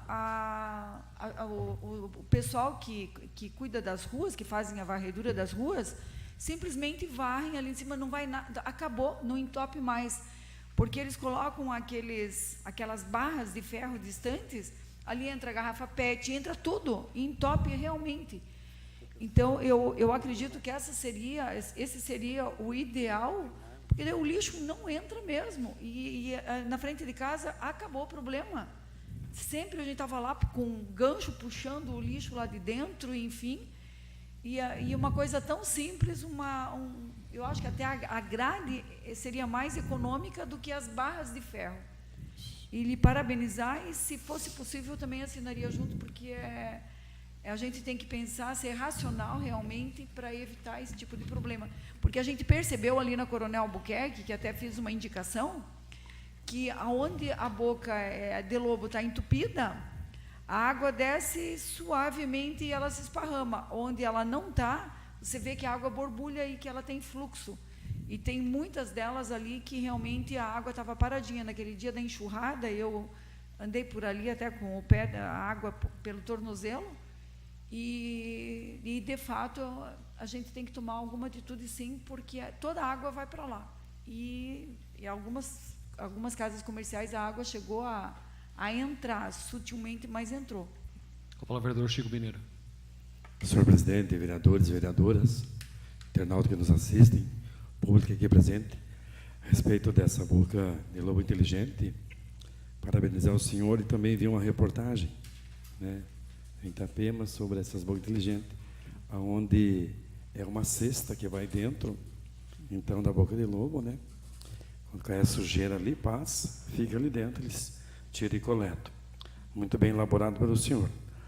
Mas primeiro nós teríamos que fazer uma revitalização de todas as bocas de lobos de Canoinhas, que está um caos, né? Questão de ferros, que muitos estão tirando para venda dessas barras de ferro. Esses dias eu fui num ferro velho, eu não vou citar o nome, cheio de grades, vereador Paulo Glinski, que eles compram, né? Porque é retirado das bocas de lobo para venda. Só na rua da minha casa, na rua Neri Valtric, tem 3 que não tem mais, sabe? Então, teria que fazer uma revitalização em todas elas, e muito bem elaborado. Na verdade, teria que fazer também um projeto, né, solicitando para que seja revitalizada todas elas, né, todas as bocas de lobos, e todas elas têm, então, aí as bocas de lobo inteligente, que eu vi hoje também, acredito que o senhor também tenha visto, mais vereadores, onde essa cesta fica lá dentro. É muito bem elaborada. Seja, senhor presidente. Agradeço as manifestações, senhores vereadores. Vereador Chico, eu sempre falo para a comunidade, internautas que nos acompanham, que nós, vereadores, estamos sempre abertos a sugestões. Agradeço os seus elogios, mas essa não é uma ideia minha, que eu deixasse bem claro. Eu recebi hoje à tarde, tá, uma sugestão da senhora Rejane Seleme, né, que viu essa matéria lá de Itapema. Tá, eu desconhecia esse tipo de boca de lobo, ela fez, né, esse contato comigo e pediu para apresentar. Até o sistema, como o senhor mesmo explicou, ele funciona que nem, vereador Célio, as atuais caixas de gordura. É tipo de um filtro que vai dentro e fácil de retirar. Nós temos que avançar nesse sentido. Eu acho que pelo que eu ouvi do que foi me encaminhado, é bem interessante o projeto. É claro que nós temos muito a ser revitalizado. O senhor acabou de fazer uma denúncia nessa Casa de Leis, eu vou levar ao conhecimento da polícia essa situação. Acredito que cabe, inclusive, operações, né, por receptação desse material. As futuras bocas de lobo, acredito que o ideal, né, tem o ideal e o possível que fosse barras de ferro. Uma pessoa vai trabalhar com concreto, porque, infelizmente, né, barras de ferro você troca por uma pedra de crack, lamentavelmente. Por isso que o pessoal furta. Então, tem muitas bocas de lobo abertas, vereador Edmilson. Acidentes ocorrem, muitas vezes não por omissão do Poder Executivo, mas sim por ações de vândalos que acabam furtando, né, esse material e colocam em risco, inclusive, pessoas da comunidade. Pois não, vereador Chico? Não quero dizer que ele comprou, talvez, né, ele tenha feito essas grelhas, deixado lá para possível venda, porque quando eu trabalhava na Secretaria de Obras, então, muitas vezes nós não tínhamos barras de ferro, nós íamos nos ferros velhos comprar e até eles faziam lá, nós levávamos as medidas, trazia pronto de lá, porque às vezes não tinha oxigênio para a solda, não tinha o material para fazer, eles faziam, tinham pronto. Mas, com certeza, se vir aí, a gente está disposto a esclarecer. Vereador Chico, né, não temos isso, né, como uma acusação, é uma denúncia para uma averiguação por parte da instituição polícia, não só nas questões, mas outras. Jamais vamos acusar nenhum ferro velho por estar agindo dessa forma.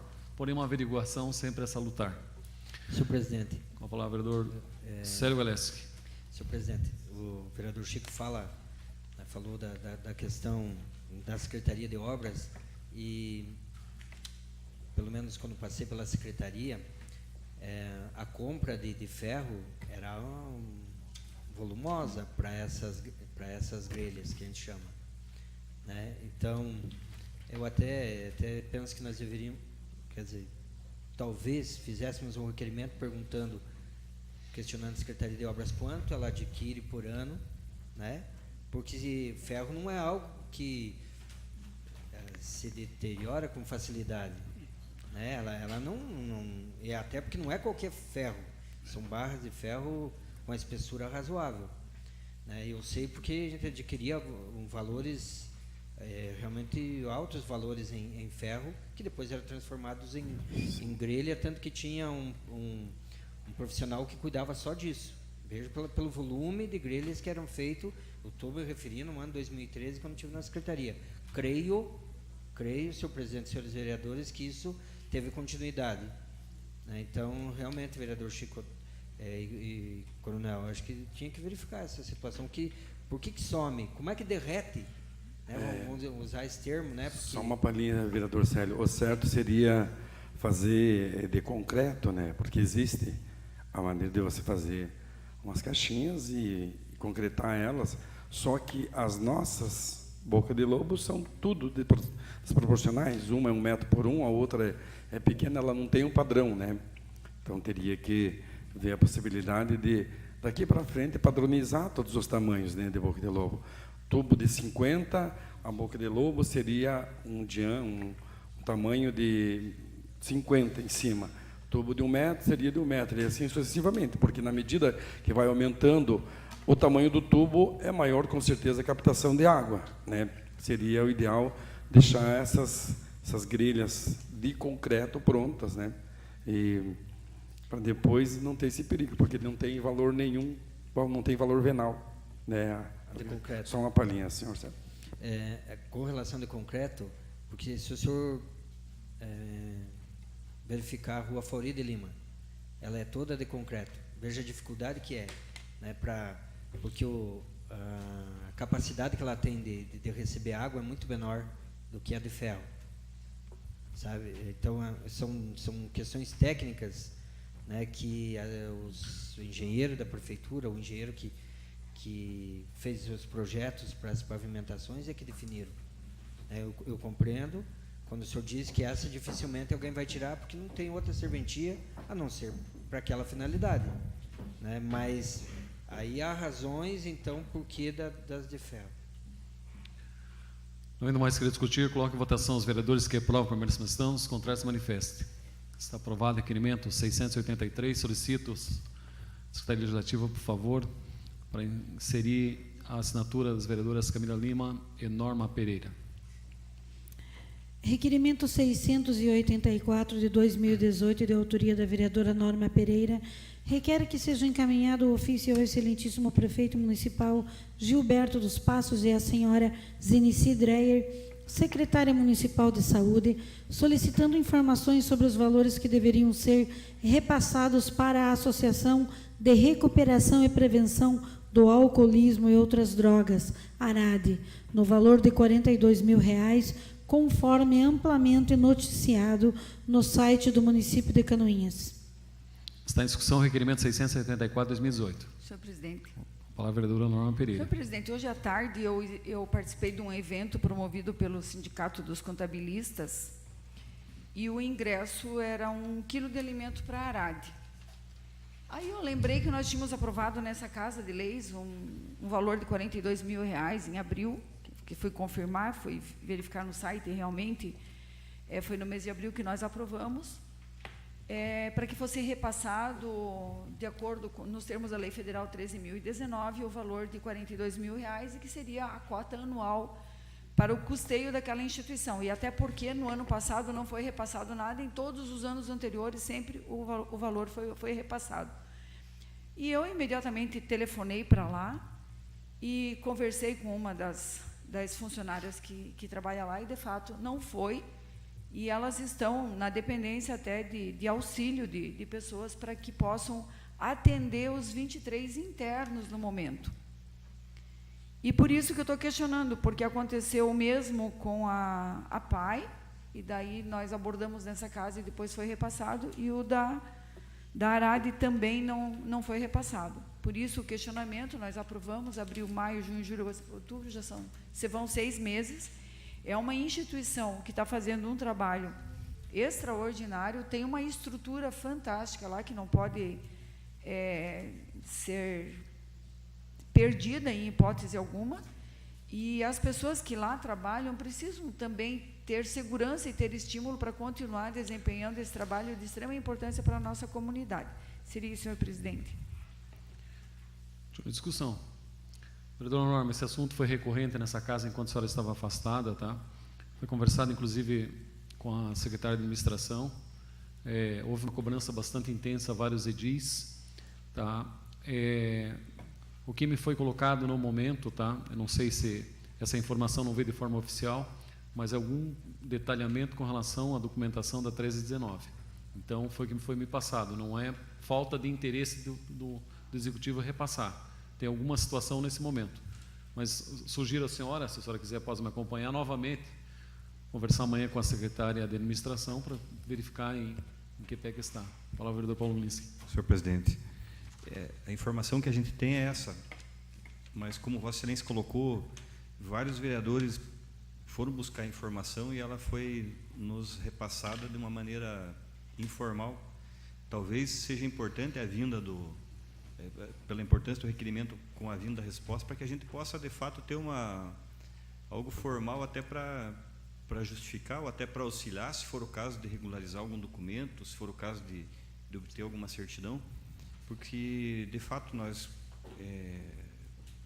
vários vereadores procuraram informação e inclusive o vereador Gilmar Sudosky assumiu um compromisso numa das sessões de obter essa informação, e a resposta que ele teve, eu estava junto, foi a mesma que Vossa Excelência relatou. Então, com certeza, podemos nos antecipar até para saber se de fato é isso mesmo, mas a resposta formal vai ser muito importante, porque a cobrança é insistente, tem razão da necessidade, e todos nós sabemos que o recurso é necessário, sem falar aqui na importância da instituição, que não precisa nem a gente mencionar. Então, a resposta formal, quem sabe, nos auxilia que possamos melhorar esse diálogo com as entidades, no sentido de preparar a documentação, no sentido de adequar elas às exigências, para que a gente não aconteça novamente, né? Esse recurso vá, e que nas próximas que venham a gente não precise ficar aguardando essa questão burocrática para o recurso tão importante ser repassado. Não havendo mais que discutir, coloco em votação. Os vereadores que aprovam a permanência estão, os contrários se manifestam. Está aprovado o requerimento 684 de 2018. Requerimento 685 de 2018, ao excelentíssimo senhor Coronel Mário, presidente da Câmara de Vereadores de Canoinhas, a vereadora que este subscreve, após ouvir o plenário e atendendo o regimento interno da Casa, solicita que seja encaminhado o requerimento parabenizando a jovem Nicole Gurzinski por muito bem representar a cidade de Canoinhas no concurso Miss Santa Catarina Américas 2018, Beleza Fashion Brasil, categoria Mini. Plenário da Câmara de Vereadores, em 23 de outubro de 2018, vereadora Norma Pereira. Coloco em discussão o requerimento 685 de 2018. Senhor presidente. Palavra vereadora Norma Pereira. Ontem eu recebi uma mensagem da mãe dessa menina, e eu não tinha olhado o Facebook, nada, eu fui ver o Facebook da mãe dela, da Alessandra Tadra da Cunha, porque essa menina esteve nessa casa, não me lembro se no início do ano, pedindo um apoio da gente para participar do que ela tinha sido eleita Miss Canoinhas, para participar do Miss Santa Catarina. E ela participou desse concurso e ela ficou entre as 20 finalistas. Ela zerou 2 notas em fotogenia por não ter Facebook e Instagram. Eu fiquei muito triste com isso. Ela é uma menina aqui do Caraguatá. E eu fui olhar o Facebook, pelas todas as fotos, pelas apresentações, realmente foi extraordinário. E a mãe dela, a gente tem dificuldade de contato, porque ela é no interior, e a gente não consegue, tem dificuldade de se comunicar. Mas ela me deixou uma mensagem que ela foi convidada para representar o Brasil em Punta Cana, na República Dominicana. Só que a família não sabe ainda se vai ou não vai. Eu até acredito que seja por questões financeiras. Mas imagine uma representante aqui de Canoinhas chegar nesse ponto, ficar entre as 20 finalistas no Princess Fashion Brasil. Eu me senti altamente envaidecida e muito orgulhosa disso, e eu acho que nós temos que parabenizá-la, sem sombra de dúvida, porque a coragem, né, o empenho da mãe, a coragem de ir com a filha, de acreditar na filha e acreditar num resultado satisfatório, e eu acho que ela chegou muito longe, e está lá o nome de Canoinhas em evidência. Eu não vi como não a gente fazer um requerimento cumprimentando por isso, tanto a filha quanto a mãe, senhor presidente. Não vendo mais querer discutir, coloco em votação os vereadores que aprovam a permanência na instância, os contrários se manifestem. Está aprovado o requerimento 675, 2018. Solicito só a Secretaria Legislativa para a confecção, por favor, para a assinatura. Era o que tínhamos. Muito obrigado. Passamos às explicações pessoais. Solicito, senhor primeiro secretário, informar se existem vereadores inscritos para falar sobre matérias de interesse pessoal. Ninguém inscrito, senhor presidente. Só gostaria mais uma vez de agradecer a presença de todas e de todos. Artigo 5º da Constituição Federal, inciso 4º, fala que é livre a manifestação do pensamento, sendo vedado o anonimato. Manifestação dos senhores que estão presentes nessa Casa de Leis, essa aqui é a Casa do Povo, é legítima, é válida. Eu aqui, em função da minha visão, não consigo ler todos os cartazes escritos.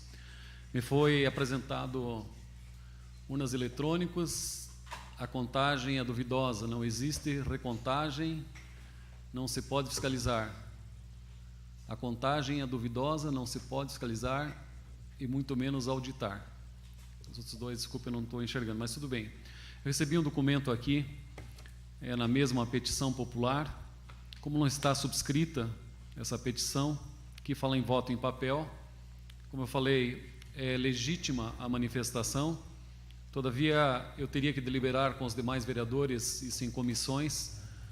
Existe um pedido para o encaminhamento ao Poder Judiciário, tá? Nós vamos conversar a respeito, porém sugiro, salvo o maior juízo de quem formulou, que viesse subscrito esse documento até essa Casa de Leis, para nós sabermos, né, mesmo sendo uma petição popular, a inserção de documentos para que nós pudéssemos dar um encaminhamento legal, caso essa Casa Legislativa, através dos seus representantes, assim o entendesse. Tá? Muito obrigado. Agradeço mais uma vez, senhores participantes desta sessão, né, de uma maneira muito especial ao senhor Alexandre Tomporossi, professor da Universidade do Contestado, Fundação Cultural, na pessoa do gestor, senhor Roberto das Neves, os colaboradores Márcio Cavaleiro e Silvano Recel. Márcio, desculpe, eu fiquei te olhando ali, não consegui lembrar teu nome no momento, mas obrigado, né, muito ativo sempre na Fundação de Cultura. Nossa fotógrafa Fátima Santos, Sueli Regina Lima, presidente da LB Canoinhas. As obras que estão em exposição nesta Casa de Leis é do artista Agostinho Krechechen. Então, a gente convida toda a nossa comunidade a prestigiar, né, essas obras que estarão em exposição durante aqui a Semana do Contestado.